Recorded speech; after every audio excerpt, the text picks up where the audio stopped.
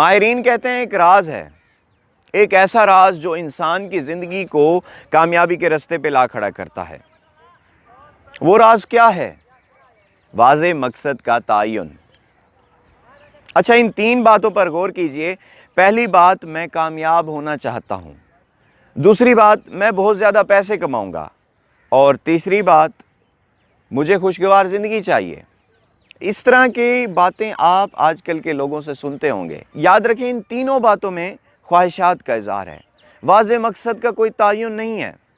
واضح مقصد کے کچھ اصول، کچھ شرطیں ہوتی ہیں۔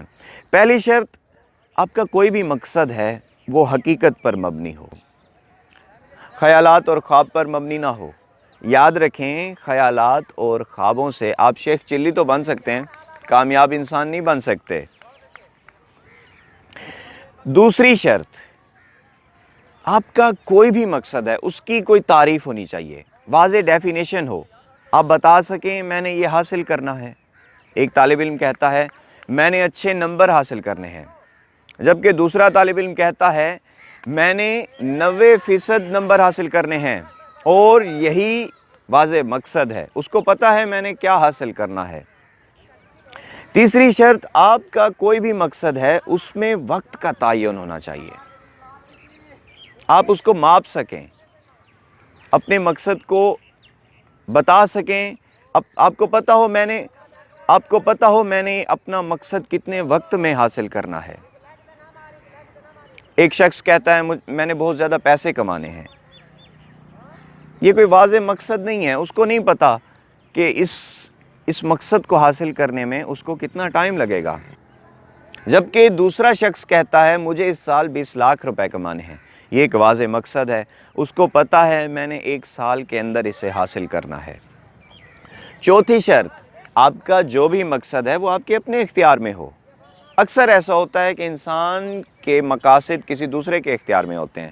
ایک والد کہتا ہے میں نے اپنے بیٹے کو ڈاکٹر بنانا ہے، یہ اس کے اختیار میں نہیں ہے، جبکہ میں نے ڈاکٹر بننا ہے، یہ 100% آپ کے اپنے اختیار میں ہے، اور اگر آپ چاہیں تو آپ بن بھی سکتے ہیں۔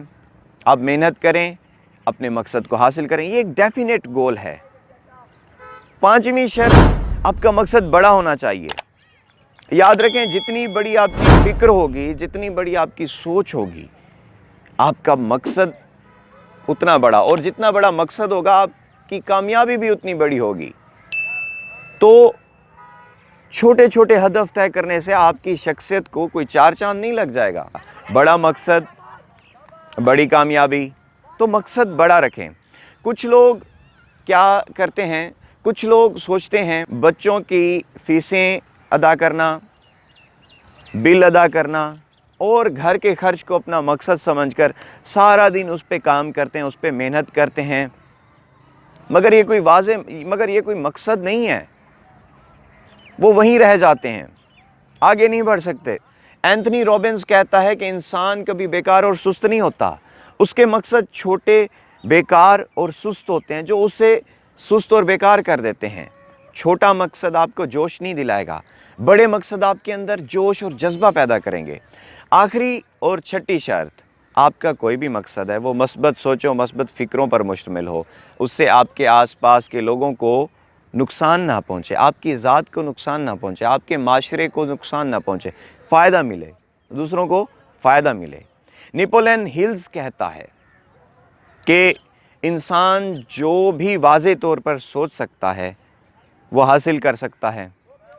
جب آپ اپنی زندگی کا کوئی بھی مقصد سوچ کر طے کر لیں تو اس کو ایک کاغذ پر پینسل سے لکھ لیں۔ جب آپ اسے لکھ لیں گے تو آپ کو پتہ ہوگا کہ میں نے کیا حاصل کرنا ہے، وہ ایک حقیقت کا روپ دھارنے لگ جائے گا۔